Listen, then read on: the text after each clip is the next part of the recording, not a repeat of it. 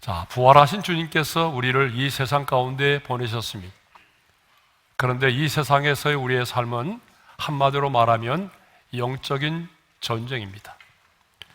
그런데 많은 사람들이 이 영적인 전쟁을 의식하지 못하고 살아갈 때가 참 많습니다. 영적인 전쟁을 의식하지 못하고 살아가다 보니까 하나의 영적인 전쟁을 가상에서의 전쟁으로 생각합니다. 그러나 여러분, 영적인 전쟁은요, 가상이 아닙니다. 영적인 전쟁은 실전이고 실제입니다. 올림픽 레슬링 경기를 관전해 보신 분은 알겠지만 이 레슬링은요, 양 선수가 서로의 손을 부여잡고 막 상대방을 쓰러뜨리기 위해서 쉼없이 움직이면서 공격과 수비를 반복합니다. 쉽사리 판결이 나지 않기 때문에 선수들은요, 거친 숨을 몰아쉬면서 계속적으로 몸을 부대끼고 서로를 막 밀어내고 쓰러뜨리기 위해서 안간힘을 쓰죠. 그런데 그 순간 잠깐만 방심하게 되면 업어치기라든지 안아치기, 안목돌리치기를 당해서 패배를 할 수가 있다라고 하는 것입니다. 그런데 여러분, 우리의 영적인 전쟁이 바로 이와 같다는 것입니다. 그러면 왜 바울은 우리의 영적인 전쟁을 씨름, 곧 레슬링으로 표현했을까요? 그것은 우리의 영적인 전쟁이 가상이 아니라 실전, 실제이기 때문에 그렇습니다. 레슬링처럼 단 한순간의 방심도 허용되지 않기 때문에 그렇습니다. 여러분, 왜 다윗왕이 넘어졌습니까? 한순간 방심하여 옥상을 거닐다가 넘어졌습니다.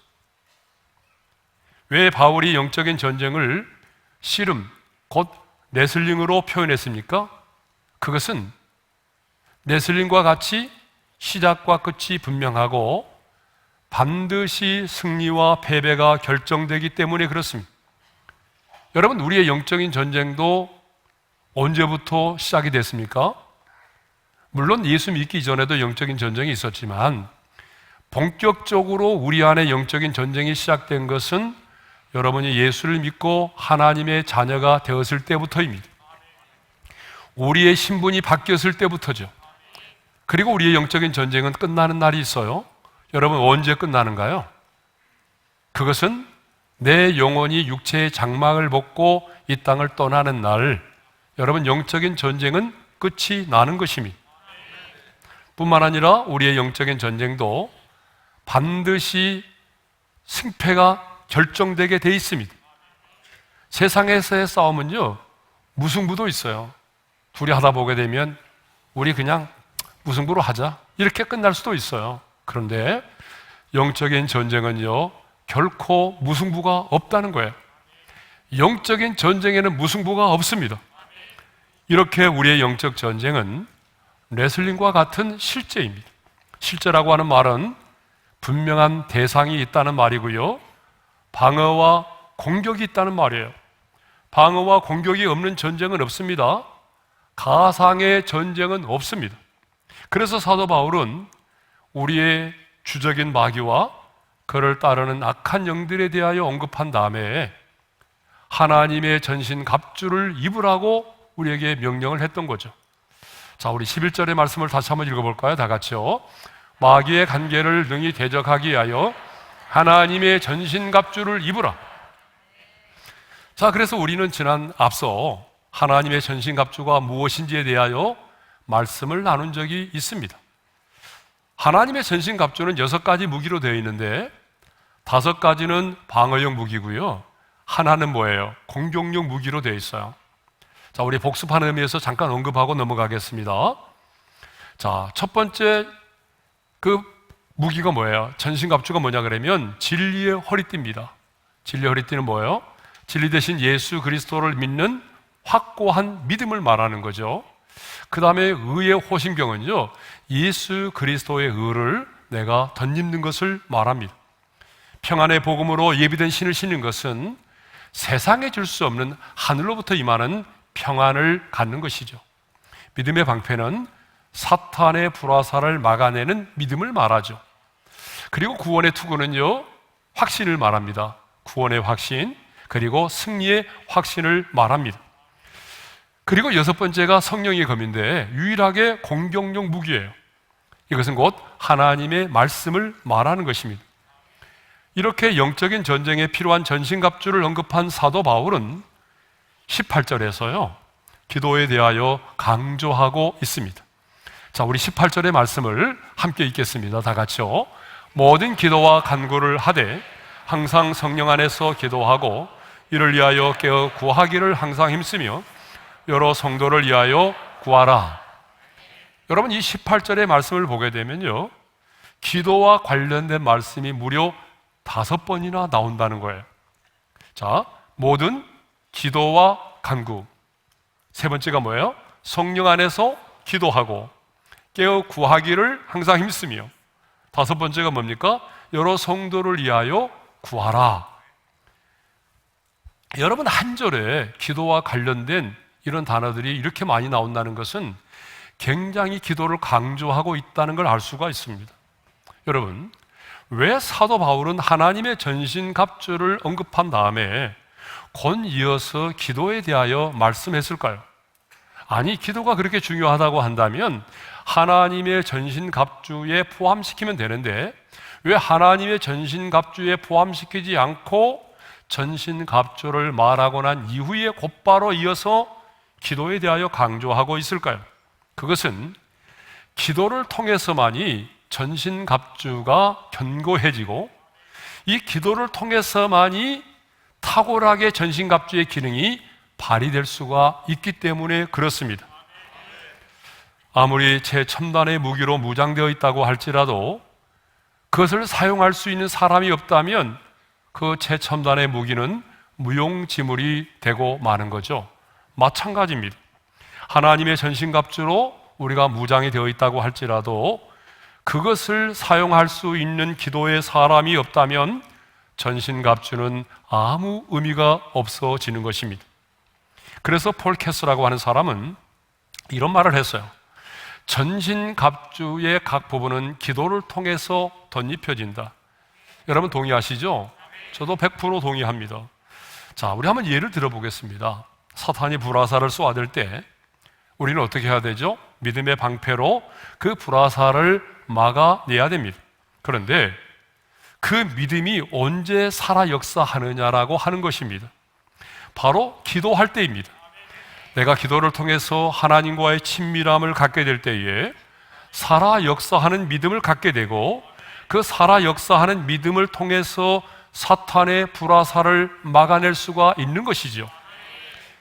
성령의 검, 곧 하나님의 말씀 역시 기도하는 자의 손에 들려질 때에 무딘 검이 아니라 예리한 검이 돼서 허공을 치지 않고 정확하게 마귀를 대적하고 사탄의 견고한 진을 무너뜨릴 수가 있는 것입니다. 그러므로 영적인 전쟁에 있어서 기도는 너무나 중요합니다. 왜냐하면 아무리 우리가 전신갑주로 무장을 했다고 할지라도 그 무기들이 제대로 기도하지 않으면 그 무기들이 제대로 사용될 수가 없기 때문이죠. 출애굽기 17장에 보게 되면 이스라엘과 아말렉이 전쟁을 하게 되죠. 그런데 모세는요 여호수아에게 명령합니다. 사람들을 택하여 나가서 싸우라. 그리고 자신은 어떻게 하던가요? 자신은 지팡이를 들고 높은 산꼭대기에 올라가서 손을 들고 기도를 하게 되죠. 그런데 참 놀라운 것은 모세가 손을 들어 기도하면 이스라엘이 이기고 모세가 손이 피곤하여 내려오면 아말렉이 이기더라는 거예요. 자, 우리 출애굽기 17장 11절의 말씀을 함께 읽겠습니다. 다 같이요. 모세가 손을 들면 이스라엘이 이기고 손을 내리면 아말렉이 이기더니. 여러분, 싸움의 승패가 어디에서 결정되었습니까? 모세가 손을 들어 기도한 그 기도의 현장입니다. 기도의 현장에서 승리할 때에 우리는 영적 전쟁의 현장에서 승리할 수가 있다는 사실이죠. 여러분, 우리 예수님도 겟세마네 동산의 그 기도의 현장에서 승리하셨기 때문에 십자가를 지시는 골고다의 현장에서도 승리할 수가 있었던 것입니다. 그러므로 여러분, 기도의 자리, 기도의 현장이 너무나 중요합니다. 그런데 이 시대를 살아가는 성도들이 말이죠, 별로 기도의 무릎을 꿇지 않습니다. 오늘 저는 많은 분들이 이 말씀에 찔림을 좀 받기를 원합니다. 지금의 성도들을 보게 되면요, 이전의 성도들보다 훨씬 더 큐티도 많이 하고요, 성경 공부를 통해서 이전의 사람들보다 훨씬 더 많은 성경적인 지식을 가지고 있어요. 그것만이 아닙니다. 우리의 삶이 영적인 전쟁이라는 사실도 알고 있고요, 또한 우리를 향한 사탄의 전술과 전략이 어떻다라고 하는 것도 알고 있어요. 그런데 놀랍게도 영적인 전쟁에서는 더 많이 깨어지고 더 많이 넘어지고 있다는 사실입니다. 문제는 알고 있는데 아는 대로 움직여지지 않는다라고 하는 것이죠. 여러분, 꿈속에서라도 사탄의 공격을 받게 되면 우리가 어떻게 해야 되죠? 자, 꿈속에서도 사탄의 공격을 받을 때가 있잖아요. 그러면 꿈속에서라도 사탄의 공격을 받게 되면 우리 어떻게 해야 돼요? 예수의 보혈로 적시고 예수의 이름으로 대적하고 말씀으로 물리쳐야 되잖아요. 그런데 문제는 신앙생활한 지가 언젠데 꿈속에서 사탄의 공격을 받아도 여러분 아무렇게도 어떤 행동도 하지 못하더라는 거예요. 아니, 입이 열리지 않는다는 거예요. 예수의 보혈을 찬양하고 싶고 예수의 이름으로 대적하고 싶은데 입이 열리지 않는다는 거예요. 칼을 빼려고 하는데 칼이 빠지지 않는다는 거예요. 말씀의 검을 사용하지 못한다는 거예요. 여러분, 왜 그럴까요? 기도의 무릎을 꿇지 않아서입니다. 기도의 현장이 없기 때문입니다. 그러므로 여러분 깨어 기도해야 됩니다. 깨어 기도하는 것이 영적 전쟁의 핵심입니다. 영적 전쟁은요, 하나님께 속한 전쟁입니다. 그러므로 뭐가 중요하냐면 신앙의 경력이 중요한 게 아니에요. 뭐가 중요하냐? 하나님과의 친밀함이 중요합니다. 기도의 현장에서 우리가 승리할 때에 영적 전쟁의 현장에서도 우리가 승리할 수가 있는 것이죠. 자, 그러면 이제 사도 바울이 전신갑주를 말한 다음에 연이어 강조하고 있는 기도들에 대해서 우리가 한번 자세하게 생각을 해보도록 하겠습니다. 자, 사도 바울은 먼저 모든 기도와 간구를 하라고 그렇게 말하고 있어요. 자, 여기서 기도는요, 언어의 뜻을 보게 되면 간구와 조금 달라요. 기도는 뭐냐? 하나님의 하나님 되심을 깊이 인정하면서 예배하는 마음으로 드리는 기도를 말해요. 자, 우리가 한번 예를 들어보면 이렇습니다. 주님의 이름을 찬양합니다. 나를 구원해 주시고 인도해 주시고 보호해 주심을 감사합니다. 주께서 이 놀라운 일을 행하셨습니다. 하나님은 신실하신 분이십니다. 뭐 이런 기도가 뭐예요? 이게 바로 기도라는 거예요. 이런 내용이. 반면에 간구라고 하는 것은 하나님의 자녀된 자가 전능하신 하나님 아버지께 필요한 것을 얻기 위해서 간청하는 기도를 말합니다. 자, 예를 들면 이런 거예요. 내 힘으로 이 전쟁에서 승리할 수 없습니다. 주님 도와주십시오. 주님 나보다 앞서 행하시며 나를 위하여 싸워주십시오. 나를 시험에 들지 않게 하시며 내게 새 힘을 공급하여 주십시오. 뭐 이런 간구 있잖아요. 예, 이게 바로 간구라는 거예요. 근데 여러분, 영적인 전쟁에서 우리가 승리하려면 이 기도와 간구가 다 필요하다는 거예요. 왜냐하면 이 기도를 통해서는 하나님과의 친밀함, 하나님과의 깊은 관계를 가질 수 있게 되고요, 간구를 통해서는 하나님께로부터 필요한 것들을 우리가 공급받을 수 있기 때문에 그렇습니다. 그러니까 기도와 간구가 다 필요하죠. 그런데 사도 바울은 기도와 간구를 하라고 말하면서 그 앞에요, 모든이라는 관형사를 붙이고 있다는 거예요. 그래서 그냥 기도와 간구를 하라고 말하는 게 아니라 그 앞에 뭐라고 말합니까? 모든 기도와 간구를 하라고 말해요. 여러분, 왜 기도와 간구에 앞서서 모든이라는 말을 사용했을까요? 그것은요, 영적인 전쟁의 입장에서 보게 되면, 관점에서 보게 되면 사탄의 공격 루트가 그만큼 다양하고 광범위하기 때문이라는 거예요. 그러므로 여러분, 사탄의 다양한 공격을 막아내기 위해서는 우리의 기도 역시 다양하고 우리의 기도의 지경이 넓혀져야 한다는 것입니다. 자, 영적 전쟁을 위하여 기도를 강조하고 있는 사도 바울은 이제 모든 기도와 간구를 하되 항상 성령 안에서 기도하라고 그렇게 말씀하고 있습니다. 자, 우리 18절 상반절의 말씀을 함께 읽겠습니다. 다 같이요. 모든 기도와 간구를 하되 항상 성령 안에서 기도하고. 그냥 기도하지 말고 어떻게 기도하라고 말해요? 성령 안에서 기도하라고. 여러분 반응을 보이셔야 됩니다. 다시 한번요. 어떻게 기도하라고요? 성령 안에서 기도하라. 네. 그러면 성령 안에서 기도한다라고 하는 말의 의미는 뭘까요?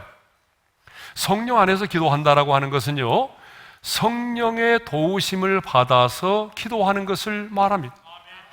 성령의 인도하심을 따라 기도하며 성령의 권능을 힘입어 기도하는 것을 말하는 거예요. 그래서 공동 번역에서는요, 성령의 도움을 받아 기도하십시오 라고 그렇게 번역이 되어 있습니다. 자, 그러면 왜 우리는 성령 안에서 기도를 해야만 할까요? 이게 중요합니다. 왜 우리는 기도하면서 성령 안에서 기도할 때 성령 안에서 기도를 해야 할까요? 첫 번째입니다. 성령께서 우리의 연약함을 도우시기 때문입니다. 여러분, 기도를 해보신 분은 아시겠지만요, 기도에는 우리의 연약함이 두 가지가 있어요. 우리의 연약함은 두 가지가 있는데, 기도에 관해서 그 첫 번째 연약함이 뭐냐 그러면 알면서도 안 되는 것이 바로 기도라는 것입니다. 여러분 동의하시면 고개를 한번 끄덕여 보세요. 예. 아멘 하면 시험 들 것 같으니까. 알면서도 안 되는 게 바로 기도라는 거예요. 이게 우리의 기도에 대한 연약함이에요. 사실요, 기도는 하나님의 자녀된 자가 아버지께 나아가 대화를 나누는 거잖아요. 그러니까 어쩌면 가장 쉬운 게 기도일 수 있어요. 그렇죠? 그런데 실제로 우리 신앙생활에서 보게 되면 기도만큼 어려운 게 없어요. 네. 가장 어려운 것이 뭐냐? 바로 기도예요. 기도의 필요성을 몰라서가 아닙니다. 기도의 필요성을 다 알고 있어요. 그런데 그럼에도 불구하고 기도의 무릎은 꿇지를 않아요. 기도의 현장에 있질 않아요. 근데 이거 여러분 우리만의 문제가 아니더라고요. 당시에 예수님의 제자들에게도 그런 일이 있었어요. 자, 예수님께서요 3명의 제자들을 데리고 겟세마네 동산에 기도하라고 하셨잖아요. 그래 예수님께서 그 연약한 제자들에게 자신을 위하여 기도해 줄 것을 부탁을 했어요. 그러니까 우리 예수님도 기도를 부탁을 했단 말이에요. 그렇다면 여러분 3명의 선발된 제자들이니까 얼마나 간절히 예수님을 위해서 기도를 해야 되겠어요. 그런데 그 3명의 인간들은요 그때 기도하지 않았어요. 예수님께서 와보니까 3번이나 잠을 자고 있었단 말이에요. 여러분 예수님의 제자들과 동일하게 우리들도 기도를 부탁을 받고 기도의 필요성을 알고 있으면서도 실제로 기도하지 못하는 게 우리의 모습이란 말이에요. 여러분 또 어떻습니까? 우리 주변에 보게 되면 참 저분은 똑똑하고 무슨 말을 하게 되면 논리가 있고 또 달변가이고, 그런데 그런 분들에게도요 집사님 한번 기도해 보시죠 그러면요 얼마나 당황하는지 몰라요. 그냥 일반 말을 하라고 그러면 논리적으로 30분, 1시간도 할 거예요. 그런데 기도는 못합니다. 버벅거리고 땀을 뻘뻘 흘리고 그래요. 예? 여러분 우리가 기도하려고 하다 보게 되면 참 벽을 만날 때가 있어요. 앞이 캄캄할 때가 있잖아요. 그렇죠? 여러분 그러지 않아요? 기도하면 뭐 쫙 기도줄이 잡히던가요? 그렇지가 않아요. 기도하려고 하다 보게 되면 캄캄하고요, 벽이 생기고요, 잡념이 들고 그래요. 왜 그럴까요? 제가 그 이유를 여러분들에게 말씀드리겠습니다. 그것은 기도는요 가장 영적인 일이기 때문에 그렇습니다. 기도는 어떤 거라고요? 가장 영적인 일이에요. 기도는요 육을 입은 인간이 영이신 하나님과 교제하는 거잖아요. 육을 가진 인간이 영이신 하나님과 교제하는 것이에요. 그러므로 기도는 반드시 성령의 도움이 필요합니다. 기도는 성령의 사역입니다. 성령님은 기도의 영이십니다. 그러므로 여러분, 성령의 도움이 없이는 기도가 힘들다라고 하는 사실입니다. 그런데 우리가 성령의 도우심을 받아 기도하게 되면 어떤 일이 벌어질까요? 성령님께서 우리의 기도를 도우시고 성령의 인도를 받고 기도하고 성령의 권능을 따라 기도하게 되면 사탄의 참소를 물리칠 수가 있습니다. 육신의 연약함을 물리치고 오랜 시간 동안 기도할 수 있습니다. 여러분, 잡념을 떨쳐버리고 기도에 집중할 수가 있습니다. 성령 안에서 기도하다 보게 되면 5분 기도하는 것 같은데 30분 기도하고, 30분 기도하는 것 같은데 눈을 떠보면 3시간 기도할 때가 있어요. 그래서 성령님은 늘 우리의 기도를 도우십니다. 자, 기도에 관한 두 번째 연약함이 뭐냐 그러면 마땅히 구해야 할 것을 구하지 못한다는 거예요. 자, 로마서 8장 26절의 말씀을 우리 함께 읽겠습니다. 다 같이요. 이와 같이 성령도 우리의 연약함을 도우시나니 우리는 마땅히 기도할 바를 알지 못하나 오직 성령이 말할 수 없는 탄식으로 우리를 위하여 친히 간구하시느니라.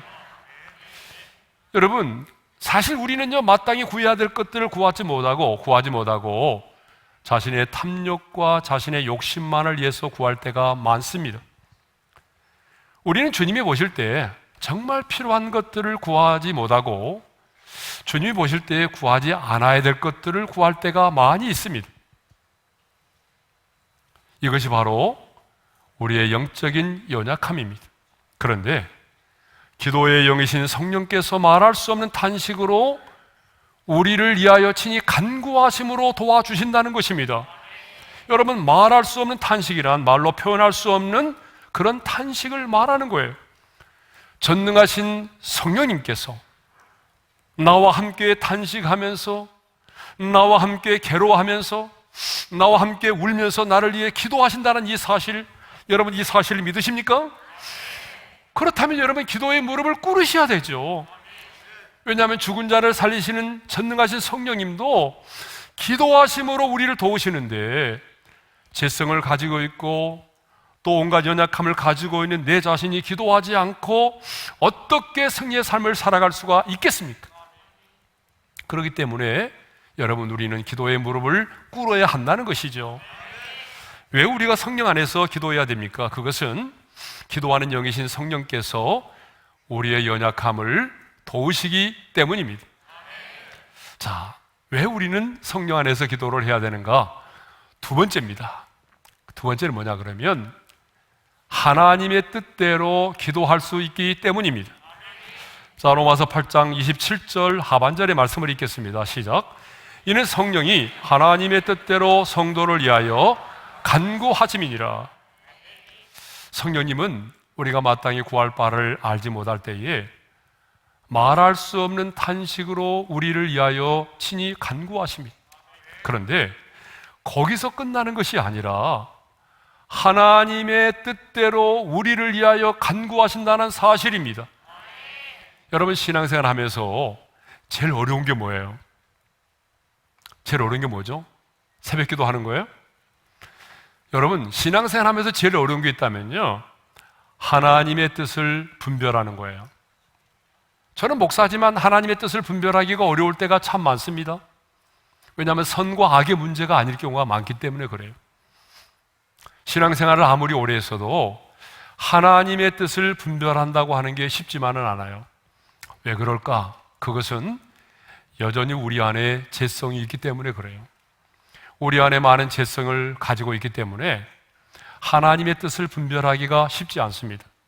그런데 우리 안에 계신 성령님은요, 하나님 아버지의 뜻이 무엇인지를 너무나 분명히 알고 계십니다. 우리 안에 계신 성령님은 나를 향한 하나님 아버지의 관심이 어디에 있는지 알고 계세요. 왜냐하면 성령님은 하나님 아버지의 모든 것을 깊은 것까지라도 통달하고 계신 분이기 때문에 그렇습니다. 예? 그것만이 아니에요. 영적 접근적에서 보게 되면 여러분, 사탄이 지금 나를 향하여 어떤 관계를 가지고 있는지 성령님은 그것까지도 알고 계십니다. 그래서 제가 이전에 한번 말씀드렸잖아요. 예? 우리 상가교회에 있을 때에 사탄이 우리 교회를 무너뜨리기 위해서 파송한 한 사람이 있었어요. 근데 제가 10일 동안에 그 당시에는 소련이라고 그랬잖아요.